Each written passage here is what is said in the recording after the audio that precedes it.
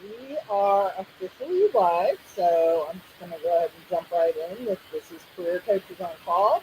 Um, we normally do this on the second Tuesday the second and fourth Tuesday of every month, coming at you 1 week earlier, and so we'll be off the next 2 weeks and then back at the end of the month. But tonight we have a very interesting topic. It is AI. Is it your friend or is it your foe when it comes to job searching? So, should be a fun conversation. And we're going to go ahead and do our introductions. And as usual, we'll start off with a tip for everyone. And Alan, I'm going to pass the mic over to you first. Thanks, Melanie. Hi, everybody. I'm Alan Kirshner. I'm a career coach based in New Jersey.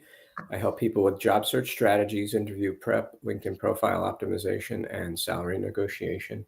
And the question is it friend or foe? And I would say it depends. Depending on how you use it would determine if it's friend or foe. If you want to use it and think you can just ask it to write your resume, then I think it's foe.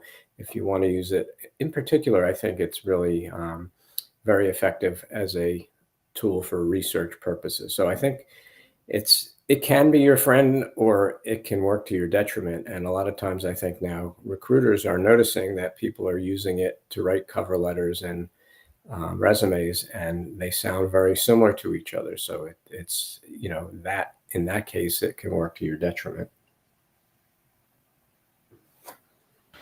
Great. And Charlotte, introduce yourself with your tip. Yeah, I'm Charlotte Taylor. I'm a resume writer and a career coach based in Central Florida. I am a full service agency providing resumes, LinkedIn, interview coaching, career coaching, all of from the whole spectrum, let's say that. So I just love helping people find meaningful work with the compensation and the work-life harmony that they deserve. And look, I'm going to level with you guys. Job hunting in this market feels like you're trying to solve a Rubik's Cube while riding a unicycle blindfolded in a windstorm. And if you're over 40, someone just added a straitjacket to the mix. But here's the thing. AI has crashed the party. It's here to stay. It's actually here to help you rather than to steal your future job, most likely.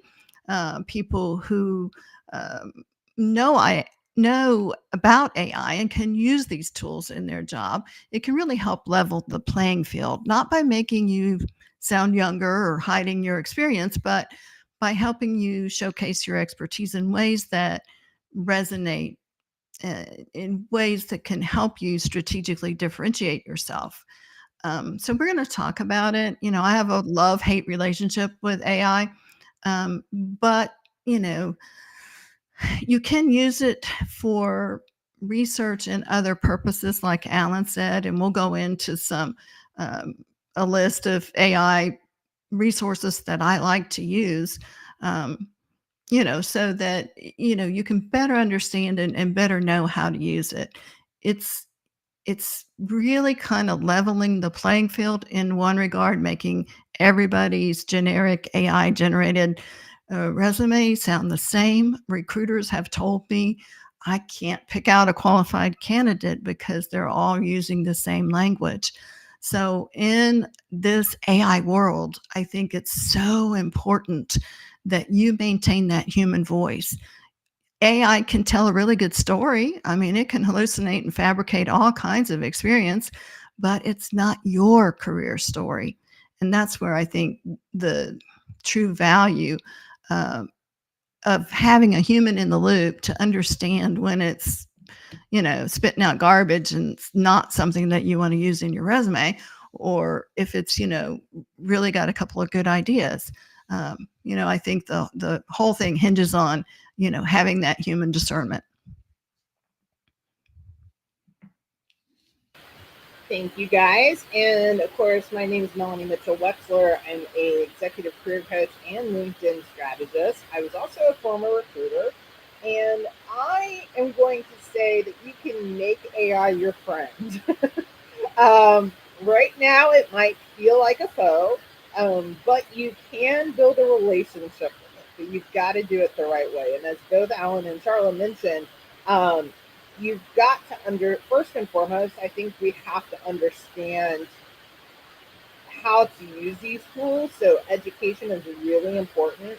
I get people that will come to me and say, well, AI can write my resume. And I say, go right ahead and try it. And remember that you're only going to get what you put, you're only going to get what out of it, what you put into it. So if you're not starting with a stellar resume, say for example, guess what? It's not going to be able to turn your resume into a superstar. Now, it can is if as Charlotte mentioned, it can take those pieces of information and it can say, "Oh, you want to apply for this job? Well, let's just put those things in your resume that you may not have."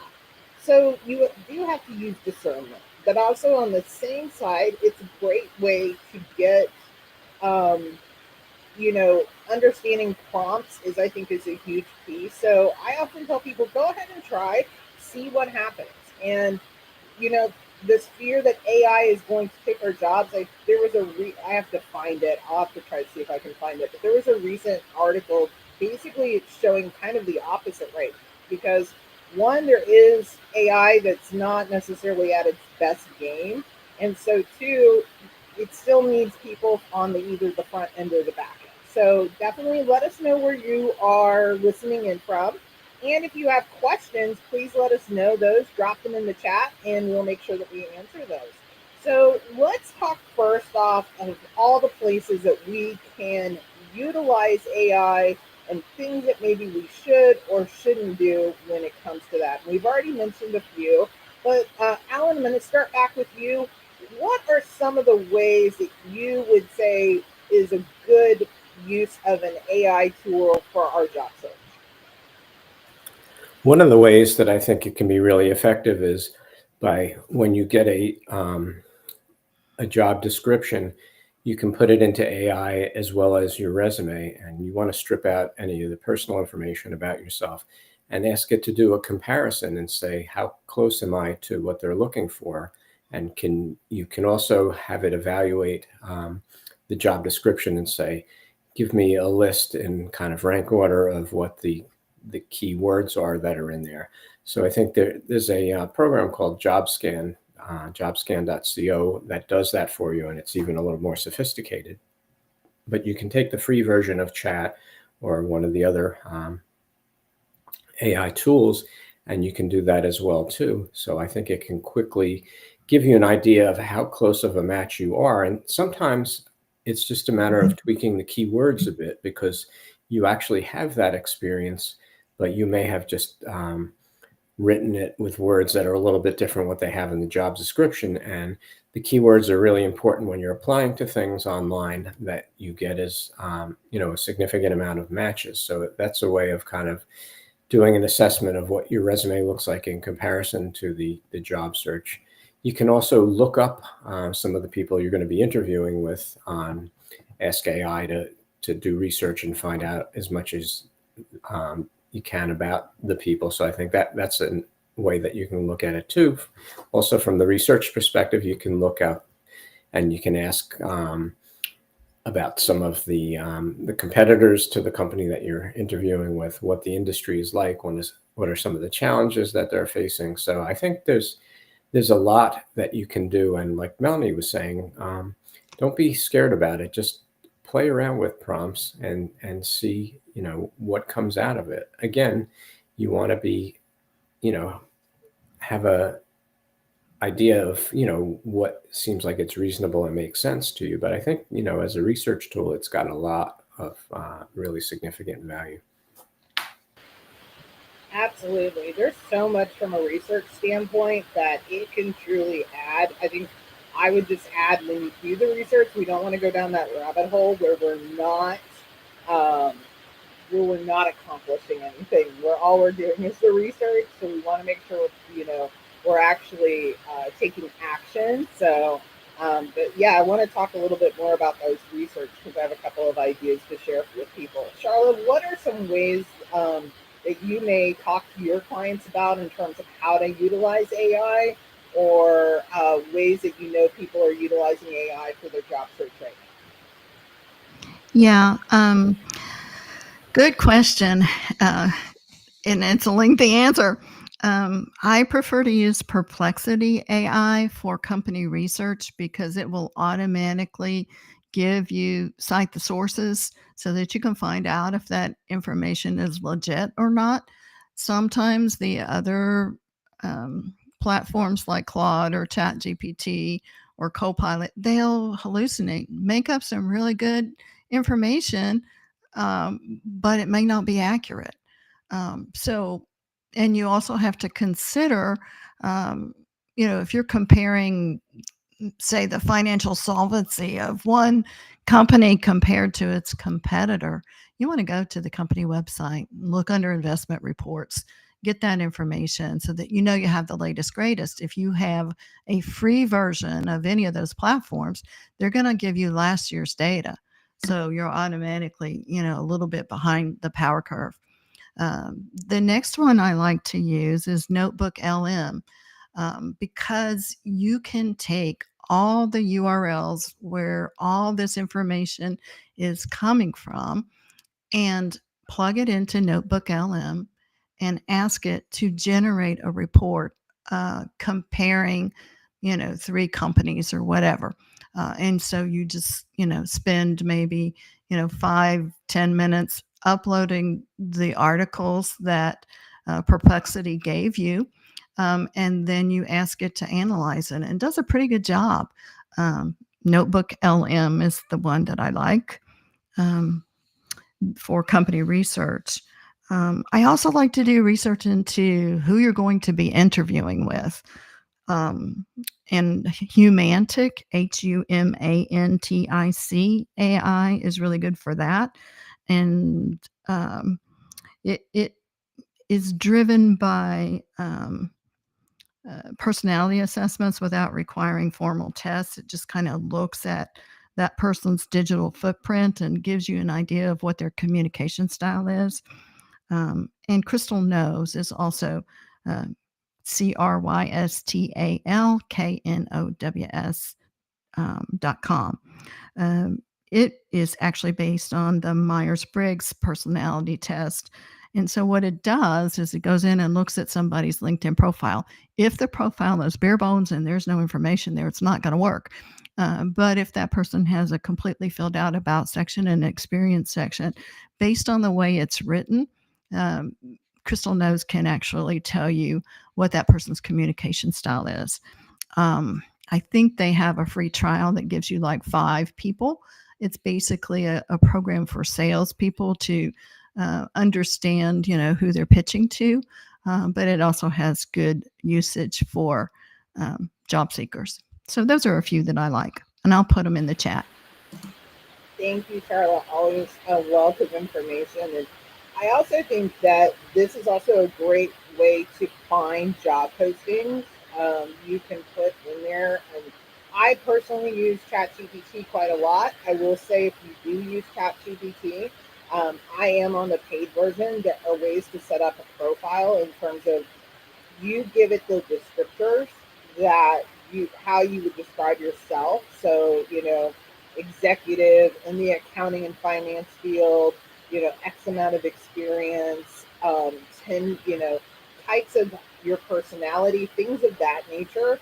You can also set up specific rules. And so if you are making edits, and by the way, it's okay to make edits with your resume. I want to, it's what you really want to do is you want to start off with using your own verbiage from the beginning.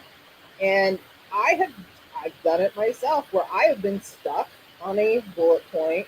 I'm trying to edit it. I've done it 2 or 3 times.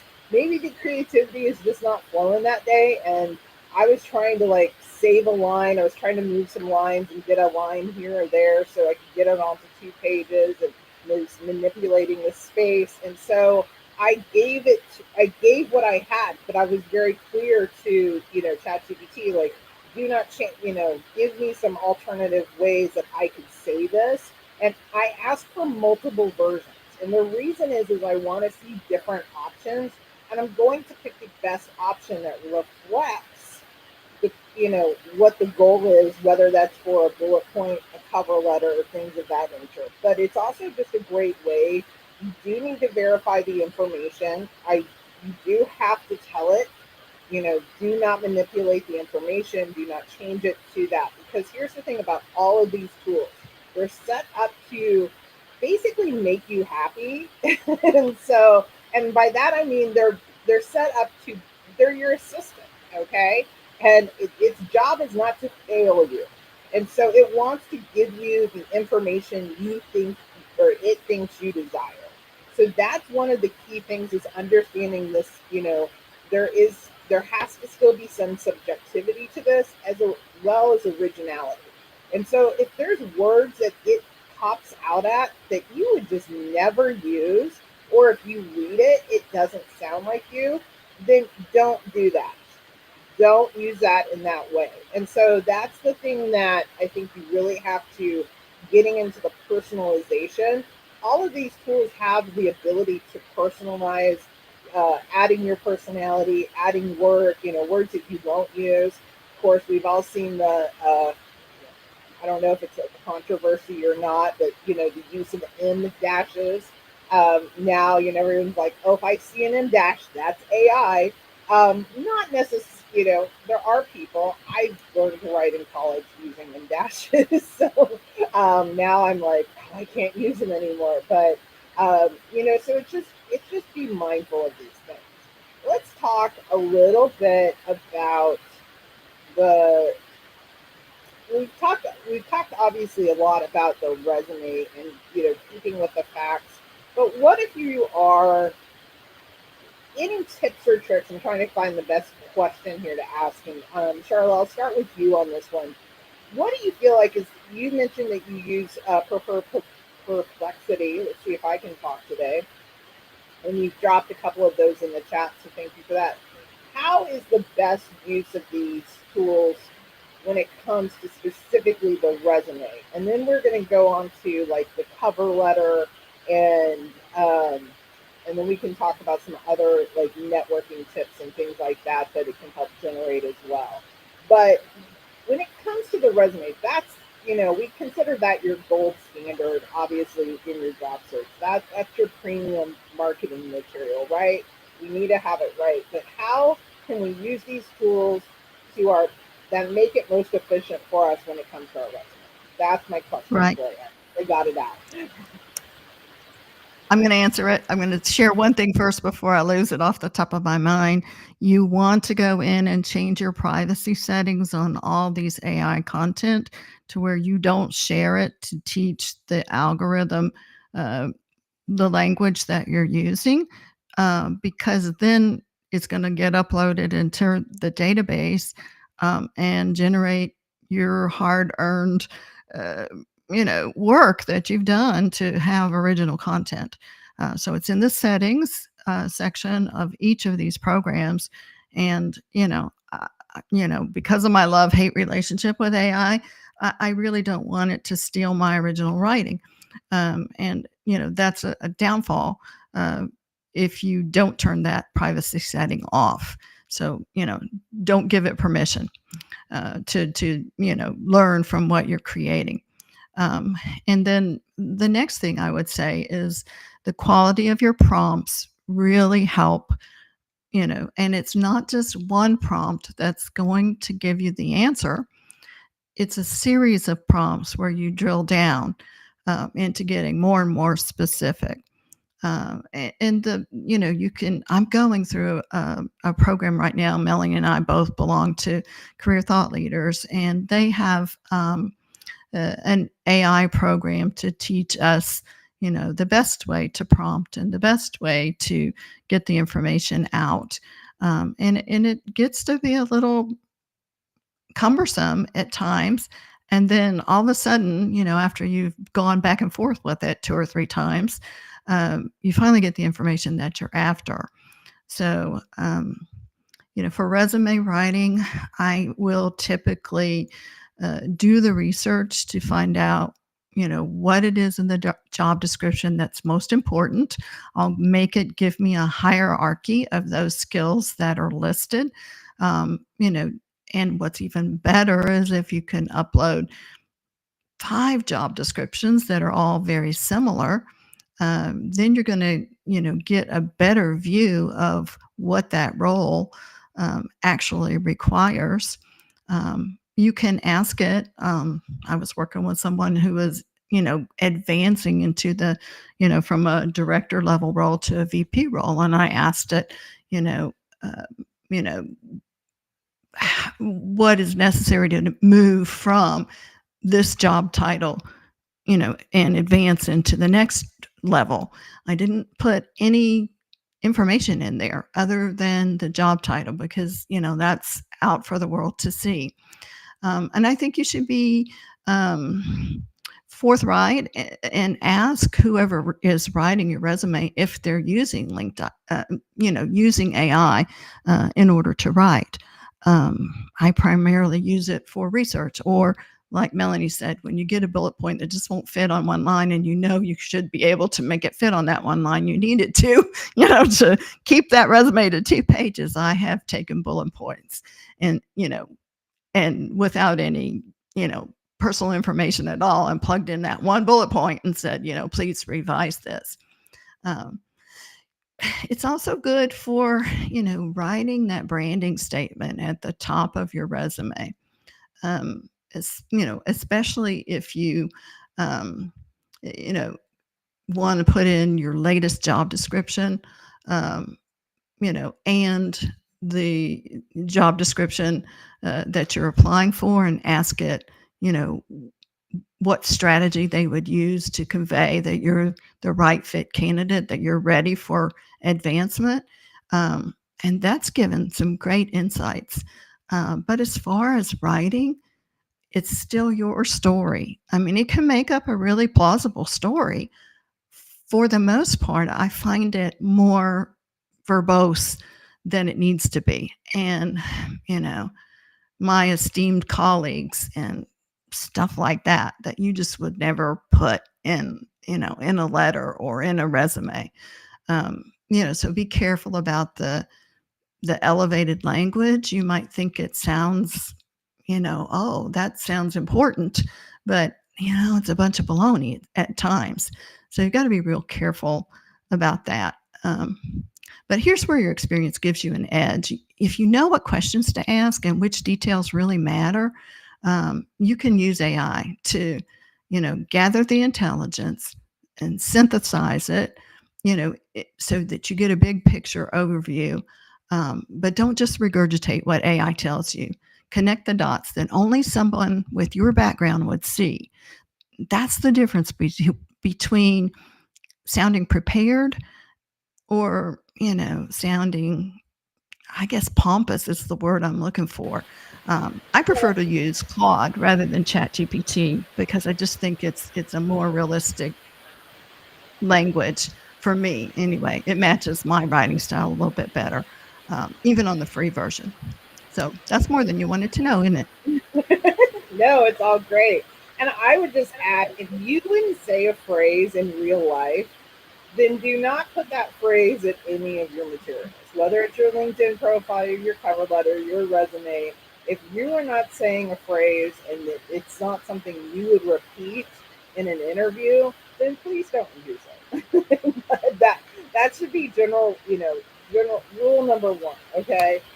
Jay did have a question. I know we've talked a little bit about this, so I'm going to answer it really quickly, Alan, before coming back over to you. But Jay, your question on the resume, of course, you write your contact information. One of the best ways to do is just don't have any of that personal information. So again, people are thinking, I think when all of these things were rolling out and gaining popularity of sorts, that, oh, I just copy and paste everything and I just dump it all in there and it just gives it out to me. Well, it's very nuanced. It is a very, I tell people all the time, I could give you a list of 100 prompts that you are going to need to really do your resume from top to bottom. And they're nuanced prompts. notes that you may have one or two, three questions. But Jay, to your question, just do not include that. Just take sections and then use those pieces, but just don't have that as personal information, like your, address, phone number, whatever, anything of that nature. So that's the best way just to keep it out of there. It's just not, don't dump the entire resume in there. Just, maybe just the bullet point section. I find that it's best sometimes to do section by section and then making it more cohesive sometimes in terms of building that. Alan, what is some thoughts when it comes to your resume? And then I'd like to move on to the cover letter real quick as well. So if you want to address that as well, we can move into that. So, Alan, any additional thoughts when it comes to using these tools with your resume? Yeah, again, not to let it write your whole resume, but I would say you can certainly ask it for a branding statement. You could, be very specific with the prompt and say, give me, look at my background based on my LinkedIn profile and give me a 10-word branding statement that would be appropriate for my background, and, give me 6 alternatives. So, it can give you some ideas like that. It's also good, I think, Melanie, both you and Charlotte have said, and one of my colleagues, another coach, Lynn Williams, did a talk about AI this past Friday at a job seekers group that I'm involved in. And she was saying she likes to use it for specific items within your experience. When you can ask it, can you just rework this bullet item to make it more concise or to give it a little bit more color to it. So I think using it selectively on just different component pieces of your resume and not the entire thing is a way to help facilitate, getting some of that verbiage in there that you want, as opposed to when it does the whole thing, it just isn't in your style or in your voice. So I think it's important just to use it on selective sections as opposed to the entire resume. And I think, with the cover letter, it gets even trickier, because I've heard a number of recruiters talk about the fact that they're getting the same cover letter from multiple people. So it's I think, a bit more risky to use it for purposes of the cover letter. Again, you can ask it to give, a summary or a couple of the key items about why you would be a good candidate for this role. But again, you really need to not take it as it comes out, and really make sure it's in your voice, like you were saying, Melanie, to make sure that it's not using words that obviously are not, common or things that you might say. So I think, again, it's the selectivity of using it. You can brainstorm thoughts and ideas, but don't use the entire thing, because it's going to sound like everybody else. It's going to give the impression to the recruiter too that you're kind of lazy. You just, take 10 seconds to get a prompt and then you just cut and paste it right in there. So that, I don't think that's a good view that you want a recruiter to have of you too, that you just take the easy way out with things. So I think you got to be really extra careful with that, particularly with the cover letter. Absolutely. And honestly, I think that even before AI, everybody was writing the same cover letter to begin with, Alan. So I encourage everyone that is listening, please stop writing, I'm excited to apply for the job at blah, blah, blah. You want to know why? I'm going off on a tangent, but cover letters don't get read because they're the exact same cover letter. So it is a way to differentiate yourself. And I think before AI, everyone's been using the same format, and we need to change that up. So, and to Charlotte's point earlier, yes, sometimes there is that pesky little word that you've got to try to edit, and all you can think of is the same number of letters, or you think of words that are longer and they take up more space. So Um, so that doesn't always help. So from an editing standpoint, it can actually be very helpful, from that standpoint. So, and, it can also ask it things like, I'll just add a few more points and then we'll kind of move on to the cover letter. But you can actually take that job description, and then once you have your bullet points, ask it like specifically, based on these bullet points, tell me, or based on this job description, tell me which of my bullet points applies to this job that I'm applying to. And again, you're asking it to be very black and white in that situation. You're not asking it for you to, you to edit anything or any, you're just asking, hey, from just observation, reading the words of the text, what matches and what doesn't match. And that can show you some gaps in your resume. And if you can address those gaps, maybe it's something you haven't thought of. Maybe it's something, oh, wait, I should put that in. I did do that. Then it's helping you in that sense. So I think there are ways to use these tools, but just know if you put in a crappy resume, you're not going to get a 5-star resume. It's just not going to happen. And so I think it's really important to remember that. But Charlotte, any thoughts on the cover letter that we should address? And I'd like to go on to Yeah. interview. I will say, interviewing, I have found it to be a really helpful tool. Yeah, me too. I think the thing in your cover letter and your resume both is you don't want to lose your hard-won expertise. If you put in generic information instead of nuanced success stories, it's going to be blind, and you need to show that you're a strategic thinker, that you got leadership wisdom that you've developed over the course of your career. It needs your cover letter needs your unique perspective, and it gets buried under generic optimization that AI spits out.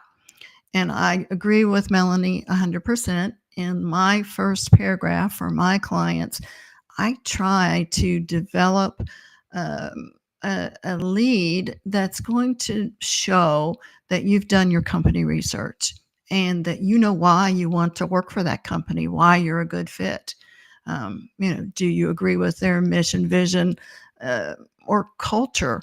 What is it about that company that attracts you to that position? That right away is going to build connection. So that's the purpose of the first paragraph, is not to say you're applying. Duh, everybody knows you're applying for that job. That's just a waste of precious real estate on a cover letter. And you don't want to end up with buzzword soup that makes you sound like you're trying too hard rather than speaking from your own experience. So, I used to divide it up into categories by this is how you met the criteria.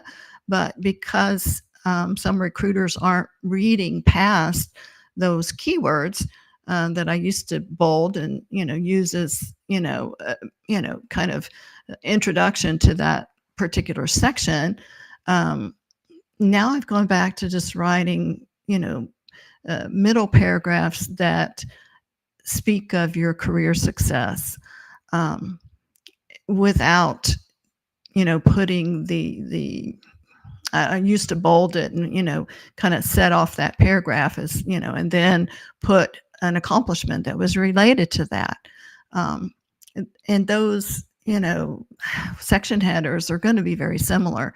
And I watched one recruiter who said, these cover letters are all alike because they all have the same section headers, when I wanted to tell him, you need to read past the section header and see if that experience aligns with that. So I've kind of gone back to just old fashioned, 3 or 4 paragraph cover letter. You miss the story that matters if you let AI, generate your cover letter for you. It's your career journey and those strategic pivots that you've made, the teams that you've built, the crises that you've navigated. These are your competitive advantages. So don't let AI reduce them to bullet points and metrics. You need your cover letter to tell your story. And here's where the catch-22 comes in. You don't want to give them your stories because that's, your information, so you kind of have to generically prompt it. And I might put a sentence or two in there, to, give me 5 ways to reword this sentence. If I have a sentence that I just, it's not quite right. But, I never let it do the whole cover letter. So just to recap, the first paragraph should really say, make that connection that you've done your company research and you know why you want to work there. The second paragraph is going to give, some stories, success stories that show that you've done what they need. You have accomplishments. Boy, I'm not speaking very well tonight. You have accomplishments that align with the employer's needs. Paragraph 2. Paragraph 3, ask for the interview. So it's really as easy as that. If you've got a lot of experience, you might go to 4 or 5 paragraphs. But, I guess the key takeaway is use AI as a thinking partner, not a ghostwriter. You've got lots of experience and wisdom to share. Make sure it comes through. Love that, Charlotte. And yeah, I think this is so sometimes when I'm using it, I will just take bits and pieces. And I think that's the thing is like you still have to use your creativity, you still have to use your own writing skills, and you have to be able to, keep it in context. It's good to ask for multiple options of things to get kind of a point of view. Another way you can do it is take the job description and ask it simply, like, here's this job description. What are the top 3 points that I should emphasize in my cover letter? And so I'm not asking it to write the cover letter, but we're focused on what is being mentioned in this job description. And so you can take things of that nature and then being able to really help you hone in on what to focus on. And so that's where it becomes an assistant to you. It becomes a tool for you to use to, helping you elevate your game, but still remaining your authenticity and your voice and your own writing. One of the things, let's talk about interview, because I am seeing this. We've had some AI tools out there in the interview space for quite some time. Charlotte, I'm going to pop over to you first, and then Alan will come to you. How have you seen other coaches or heard other coaches utilizing AI tools when it comes to interview preparation? Yeah, I love it again for research of what kinds of questions can you expect to, if you're moving from role A to role B. Um, it will give you some good strategic points there. You can, I like to use Yoodli, Yoodli. It's a free AI powered communications practice that offers you the opportunity to, understand if you have any filler words. It will help you with your pitch, your pacing. So, are you talking in a too high of a pitch? It will pick. I call it up language, or we used to call it Valley Girl language. When every question kind of sounds like, every answer sounds like a question instead of an answer. It will identify, those kinds of things. Some AI will actually track your eye movements and your gestures, your overall presence. I can't think of the name of it. Videos. I'll look it up and get that one for you. Udly is not. It's audio based, but there are some that are video based. It will tell you when you're rambling. It will tell you, when your answer just doesn't quite measure up. So it's good in that way. There's a new program called superinterviews.com. I spoke with the CEO. I was very impressed with the way it worked. And I think he was offering like 100 free subscriptions for a week just to test it. It's still in beta. That might be one that, has real promise. I'm looking forward to learning more about that. other ways for interviews. You can ask it role specific questions. You can ask it, generate some personalized interview questions based on who you're interviewing with. You would answer differently for an HR manager than you would for a technical manager. And many of the interviews are serial interviews now. So you're going to be interviewing with different people in different roles. What do they want to know about you? You can't tell the same story to 4 different people. You've got to and expect, that you're going to come out being the number one candidate. You've got to tell them what they need to know about you to make an informed decision. So that would be, I guess, the litmus test for, how you want those interviews to go. And AI can be a good partner in saying, okay, I've got an interview with the HR manager for this role. And, what are the points that you think the HR manager would want to know about a candidate like me?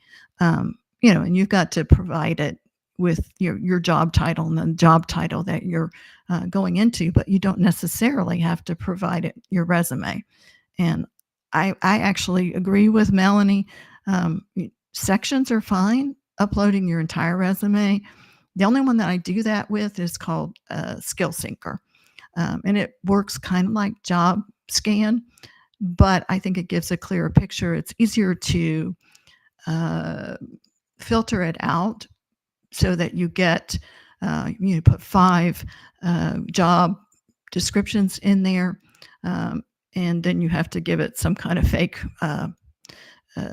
resume, and then what you're really after is getting it to sort by hierarchy or frequency, in this case, which keywords are used the most frequently.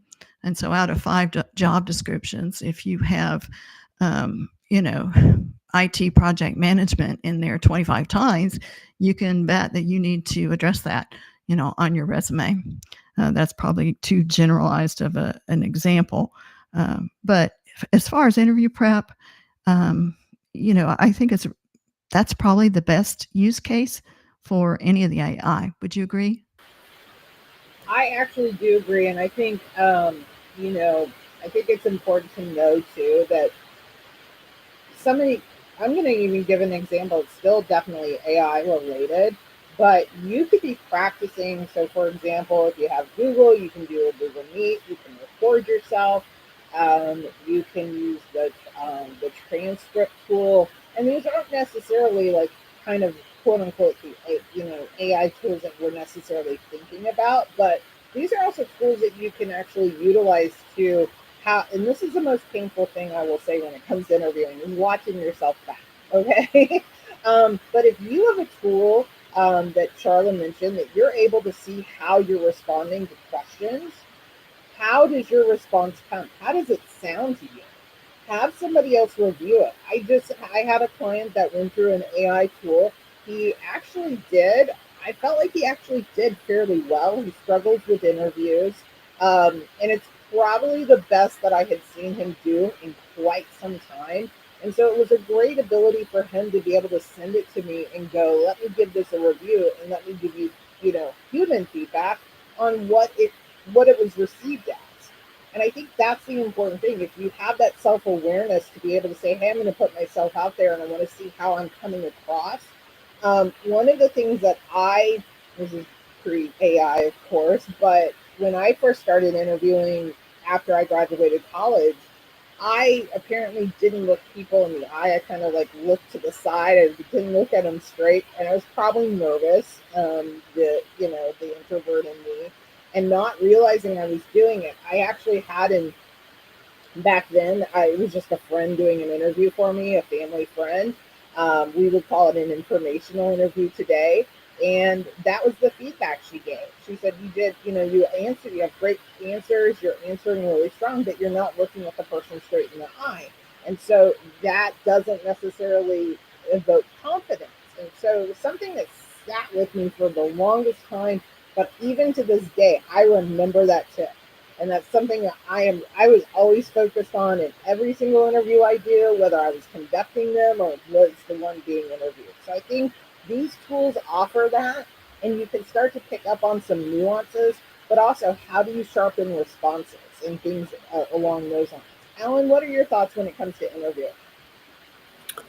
I think the tools are good too. Like Charlotte was saying, Udly is very good. It gives you an idea of your pace and if you're using filler words and things like that too. So I think that's helpful. I agree with you also, Melanie, that you can do these without those specific tools. You can record yourself on your phone. You can do it on Zoom or, other venues too. But I really think this is an area where AI is not as strong as having a coach, particularly having somebody that sees you, gives you an evaluation based on that personal touch also. And it's also, you want to simulate when you're doing a mock interview, for example, you want to simulate what it's going to be like when you're actually doing an interview. So if you're doing it with AI, it's not quite the same unless, it's one of these things where you have to record an interview and you're not actually talking to a human.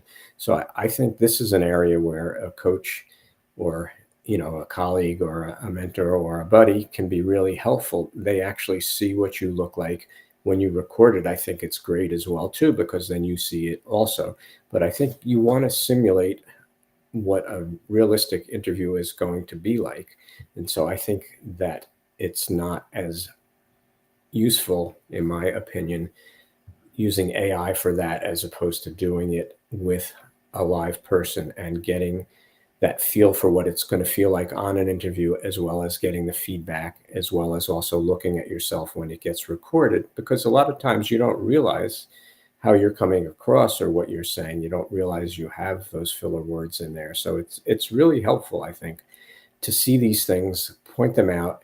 You want to do it in a supportive way. So I think you need a coach who's going to give you feedback, but not be, completely dwelling on what you did wrong. You have to look at all the things that you did right as well too. So I think that this is one where I go more for the live person as opposed to the AI.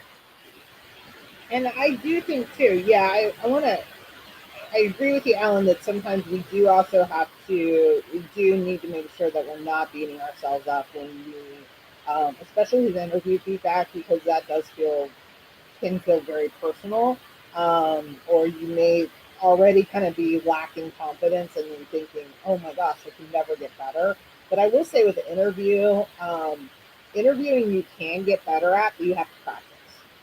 And self-awareness and practicing is a big part of that. Understanding, are you using filler words? Are you saying a lot? Little things that you can become conscious of and start practicing will help you gain that confidence back that maybe you don't have in your job search.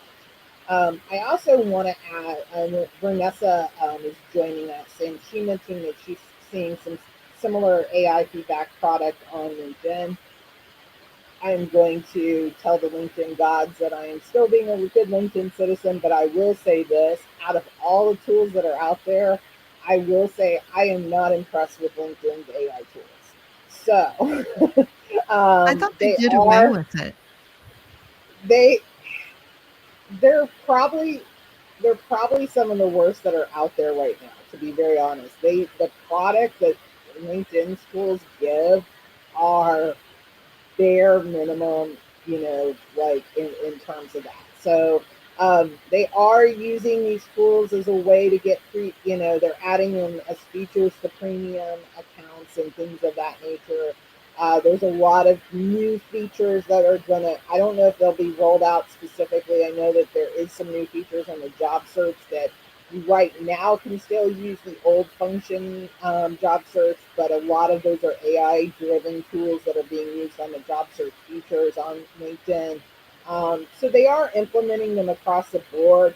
I will say this, when it comes to like even their chat messaging, the DMs, I will tell you, use a chat GPT, a Perplexity, a Claude.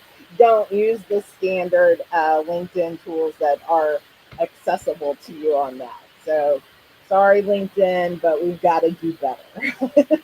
So, Charlotte, we're at 6:50, so I think it's a good time for us to kind of start doing some closing thoughts.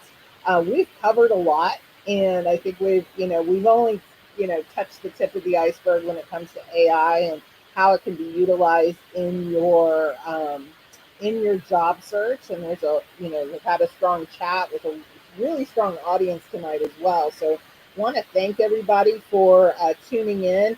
We are going to be off the next 2 weeks, and we will be back the last week of October. And with that, I'm going to pass it over to Charlotte.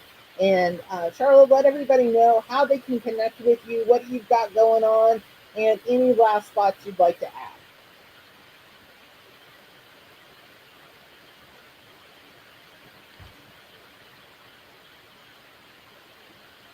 Charlotte, I think you're on mute. You might be on I mute. sure am. I was just talking away. I was like, I'm going Alan, to be I was like, hosting. maybe they can't hear me. No, it was my fault. I'm sorry. It's been a long day. I am going to be hosting a masterclass on October 21st and an encore performance of that on October 21st. The weeks that we're not meeting for career coaches on call. And I'm going to be talking about how you develop a strategic roadmap to find that ideal opportunity, give you a sneak peek inside of the online coaching program that I have published on a learning management system, and tell you a little bit about my process for what's working in today's job market. And I'll have a bunch of free resources. You can register for that on my website, and or you can DM me. I'll send a link. I am actually promoting it on LinkedIn, so you'll probably see the link several times over the next week. But I'd love for you to come and join and listen in, even if it's just to give me pointers on what you would like for me to cover, so that I can customize that program to help more job seekers. It's a brutal job market out there. Strategically differentiating yourself, that human voiced career marketing campaign that all works together, the pieces of your cover letter, your resume, your LinkedIn profile have to have the same overarching theme, but the writing strategy for each of them is different. So, in this course, I will also be teaching you, how to customize your resume to make it stand out. And if you have a really good master resume, you shouldn't be spending more than 10 minutes, 15 minutes tops to customize your resume. If you haven't done that deep dive into the company research and the market research and what you really need to do to stand out, to be the candidate that meets that employer's needs, that's what's going to make the difference in today's job market. So if you want to go to writtenbyapro.com, I actually have a free download of a career worksheet that I did a workshop in on Monday nights. That's called a Career Advantage Audit. And what it does is kind of help you walk through how do you dissect and deconstruct those job postings. So those are the two things that I'm kind of up to this week, and I'd love for you to be a part of it. Well, it sounds like you've got a lot on your plate going into the last 3 months of this year. So everyone, please make sure, if you haven't already done so, reach out to Charlotte, connect with her, follow her, and give her a little love and support. Because all of us do this, as a way to give back to job seekers and to be able to help them. So, Alan, what are you up to, and where can people find you? Yeah, I wanted to comment about what you were saying, Melanie, too, to kind of reemphasize that it's important to do your research and to practice. Like any skill, interviewing is something that you're not born knowing how to do. So the more that you practice it and you try to do it in a safer environment when you're with a buddy or a coach, I think that's really helpful too. So again, you will get better at it. You will get more confident. It's important, I would say, to have your accomplishment stories rehearsed and you know them really well. You don't have to say them word for word every single time, but it's important to know what your what your accomplishments were and how they fit in when you're on an interview or you're talking to a hiring manager too, so you don't get stumped, or that's part of the confidence factor related to interviewing, that you are prepared, and so you know what you want to say, and it's a matter of just finding those questions or the right opportunity to bring up those points as well too. So I think that that's all important. And one thing, I had gone to a seminar this past week, was about AI, which there are a lot of those out there. So I encourage people to look for them and to gather information. But one of the things that was quoted was that AI won't take your job. It's somebody using AI that will take your job. So basically, the thought behind that is, don't be afraid of it. Try to learn what you can about it, at least understand the terminology. It's not only just something that you'll use for your job search and interviewing and some of the things we talked about tonight, but it'll be something that can be incorporated into your role regardless of what you do, with your job. So it's important to be understanding of the lingo, and it's important where you can to try to work on it and get knowledgeable about it, because it's something that's here to stay and it's going to be important. So don't shy away from it, but you don't have to be an expert. You don't have to be an expert in prompt engineering. You just have to understand it and try to use it where it's applicable within the field that you're working in.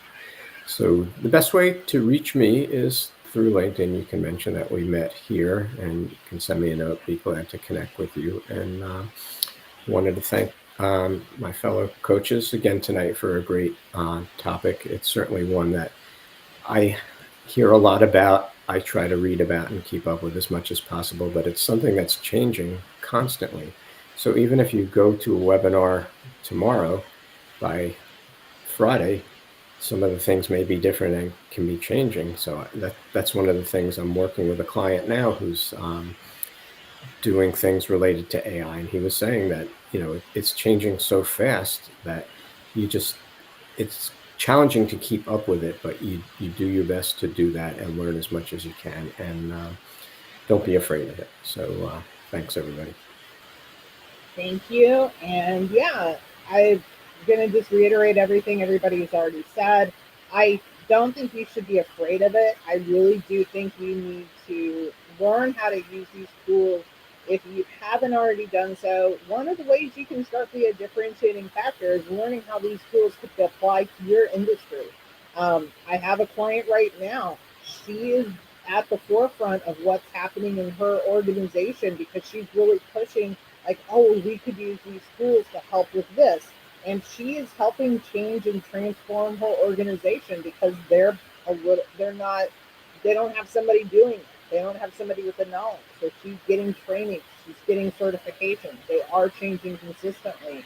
So it's one of the things that I think you have to think about, how this can be a good benefit for you, but when you're using it personally, be smart.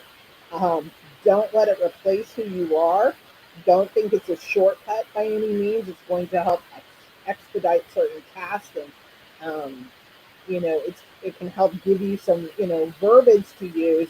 But at the end of the day, have the confidence to show up as yourself in all of your materials. And of course, you can find me here on LinkedIn. I've been doing a lot of things on the other end of LinkedIn with my partner Shell with LinkedIn Rockstar Academy. We've been focused on working with different with coaches, entrepreneurs, and business owners in that area. So I do have some new things coming up with my executive coaching. I'm going to have some one-on-one job breakthrough sessions that are going to be rolling out soon. I've got a new look to the website. I've got new services that I've been working on. So I've been working on a lot of things behind the scenes, starting to roll everything out right now. So just be on the look for that. And then I just want to thank everybody for joining us this evening. It's been a great conversation. And on that note, we are going to wrap up, and we're pretty much at 7 o'clock.